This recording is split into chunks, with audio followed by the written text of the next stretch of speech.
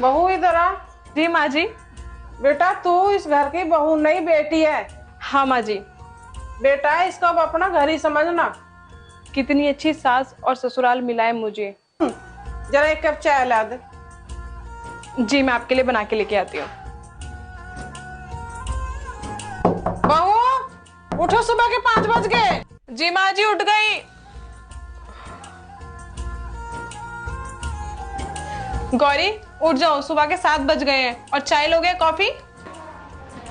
भाभी मेरा भी उठने का टाइम नहीं है, मुझे 10 बजे उठाना। अभी आप यहाँ से जाओ, मुझे सोने दो। माँ जी ने इनको क्यों नहीं उठाया? बहू बेटा सिर पे पल्ला रख के काम करो, अपने संस्कार मत भूलो। जी माँ जी।